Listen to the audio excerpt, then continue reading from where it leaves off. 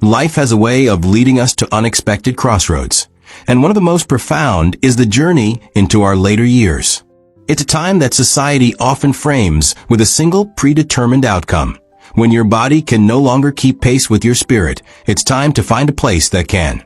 This is the unwritten rule, the assumption that a nursing home is the logical, inevitable conclusion.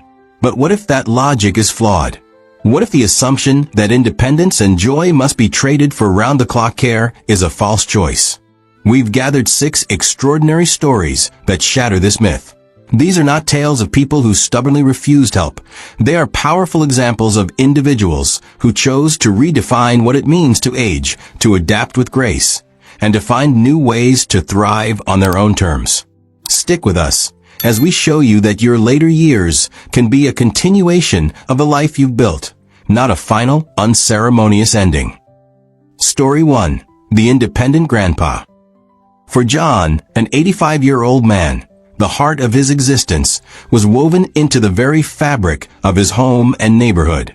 His mornings began with a routine as comforting as an old blanket, the gentle creak of the front door, the crisp morning air on his face, and the quiet joy of his daily walk around the block.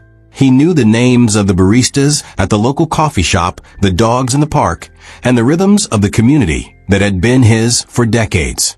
But as a new frailty began to set in, his children grew increasingly worried. Their love for him was vast, and they felt an overwhelming responsibility to ensure his safety.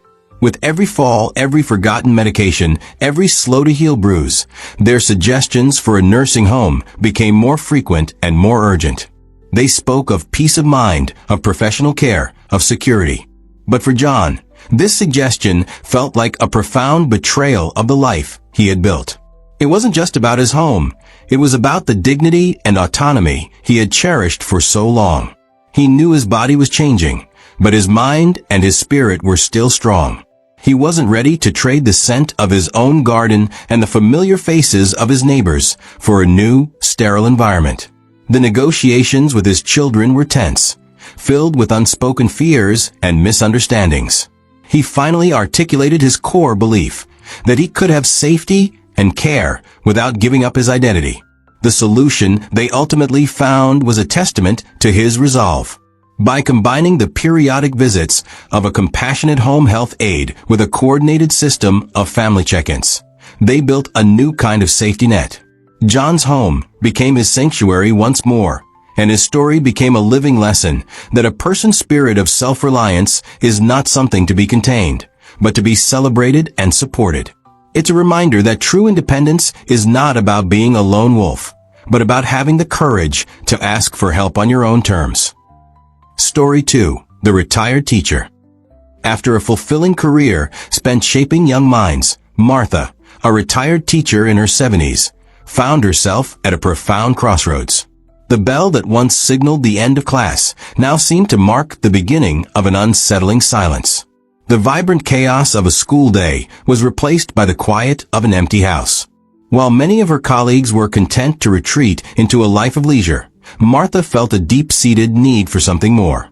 The idea of a nursing home, with its structured schedule and institutional feel, felt like a final, unceremonious ending to a life defined by purpose. It was a place she felt she would go to merely exist, not to live. Her family was perplexed when she announced her plan to move to a specialized senior community that was more like a college campus than a retirement home. To them, it seemed counterintuitive to uproot her life and move to a new, unfamiliar place at her age. But Martha's decision was a deliberate and courageous act of self-discovery. In this vibrant new community, she found a diverse group of peers who were just as eager to learn and grow as her former students. It was here that she found her new calling, teaching knitting classes. She had always loved the craft, but her busy teaching career had never allowed her to fully pursue it. Now, surrounded by an eager new group of learners, she rediscovered her passion and her purpose. The joy on her face as she helped a fellow resident master a new stitch was palpable. Martha's story is a beautiful testament to the idea that a life of purpose does not have an expiration date. It teaches us that to find new energy, we must be willing to seek out new communities, new connections, and new opportunities to share the wisdom we've accumulated. It's about finding a place where you can continue to blossom, surrounded by people who lift you up. Story 3. The Adventurer in His 90s. For most of us, a quiet life of comfort and routine is the expectation for our 90s. But then there's Samuel, a man who, at 92, had no intention of abiding by these unwritten rules. While his peers might have found solace in the quiet of their homes, Samuel's heart still beat to the rhythm of new horizons. For years, he had dreamed of traveling the world, but his career and family obligations had always kept those dreams just out of reach. Now, he felt a powerful urge to seize the moment. His family, particularly his daughter, was initially concerned. The thought of a 92-year-old traveling across continents seemed fraught with risks.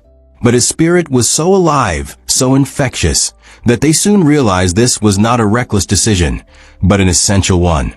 Samuel's adventures were not about luxury or ticking off bucket lists. They were about authentic experiences. They stayed in small, cozy apartments in the heart of cities, immersing themselves in the local culture. He wandered through the streets of Paris, not as a tourist, but as a temporary resident, finding a new kind of freedom in the anonymity of the crowd. He trekked through the sun-drenched Italian countryside and explored ancient ruins in Greece, his eyes full of a childlike wonder. Samuel's life is a powerful reminder that our dreams don't have an expiration date. His story challenges the very idea of what is possible as we age, proving that a sense of wonder and a desire for adventure are timeless. His legacy is not just the places he saw, but the living lesson he imparted, that a life well lived is one that is always open to new experiences, no matter the decade. Story 4. The Tech-Savvy Grandma. When Rose, a vibrant woman in her 80s, realized she needed more support, her family's first instinct was to suggest a nursing home. But Rose's spirit was far too independent for that. She had always been a problem solver, a woman who adapted to the challenges of life with resourcefulness and resilience. She decided her next challenge would be to bridge the gap between her needs and her desire to stay in her own home, and the answer, surprisingly, was technology. She had always viewed technology with a healthy skepticism, but with the patient help of her grandchildren, she began to see it as a tool, not an obstacle. She started small, with a tablet that allowed her to make video calls. The first time she saw her great-grandchildren's faces on the screen, the distance between them seemed to vanish. Soon, she was exploring more advanced options. She installed a voice-controlled smart home system that allowed her to adjust the thermostat, lock the doors, and turn on the lights with a simple command. It was a revolutionary change, giving her a sense of control and security she hadn't felt in years. Her family, once skeptical, now used the technology to check in on her, ensuring she was safe and well. Rose's story is a profound lesson in the power of adaptation. It shows us that technology is not the exclusive domain of the young. It can be a liberating force for anyone willing to learn, a bridge that connects us to our loved ones and empowers us to live with greater independence, regardless of our age. Story 5. The Gardener Who Never Stopped Growing. For David, a man in his late 70s, the passage of time was most evident not in the mirror, but in his beloved garden. For years, his sprawling yard, bursting with flowers and vegetables, had been his sanctuary. He knew every plant by name, every patch of soil by heart. It was a place where he found peace and purpose. But as his body began to protest with every pull of a weed and every turn of the shovel, his family grew concerned. They saw his physical struggles and feared for his health, suggesting that perhaps it was time to let go of the demanding hobby that had brought him so much joy. To them, the garden had become a burden. But David refused to see it that way. For him, the garden was a part of his soul. He had no intention of giving it up entirely. Instead, he made a conscious choice to adapt. He painstakingly transformed his large garden into a smaller, more manageable space. He chose plants that required less intensive care and focused on the simple, quiet beauty of his scaled-down landscape. He found that with less physical strain, he was able to feel a deeper sense of presence and connection with his plants. The joy he found in his new, simpler garden was just as profound as the joy he had felt in his expansive one. David's story is a beautiful metaphor for a life well lived. It teaches us that adapting to change is not an act of surrender, but an act of wisdom. It's about letting go of what is no longer sustainable and finding a new, more fulfilling way to engage with the things we love. It's a testament to the idea that sometimes less truly is more. Story 6. The Family Legacy. The house where Helen, at 84, had lived for over 50 years was more than just a home.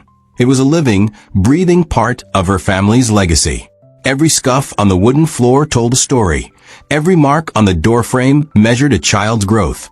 And every room held the echo of cherished memories.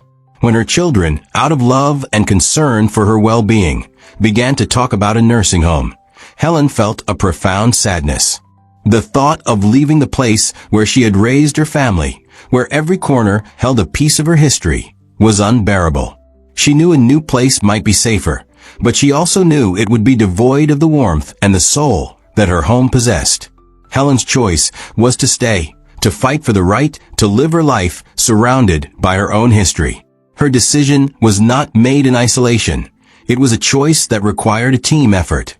Her children, seeing her unwavering commitment, worked with her to create a plan that made her home safe.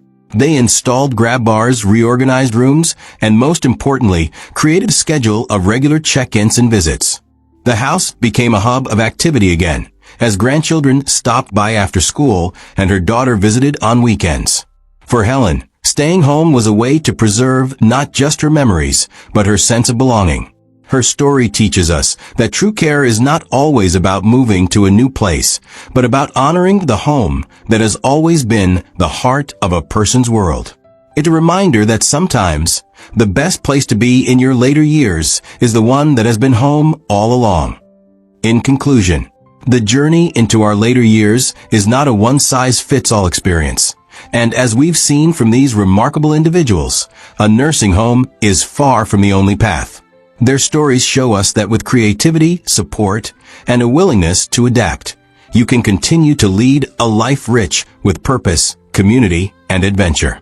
These aren't just isolated anecdotes. They are proof that the most important thing is to find a path that honors the person you are and the life you built. The goal isn't to simply survive. It's to continue living, thriving, and connecting. So, if you or a loved one are facing this decision, remember these lessons. Don't just accept the default option. Instead, ask what would truly make you feel most alive. We would love to hear your thoughts and experiences in the comments below. Be sure to like and subscribe for more inspiring content.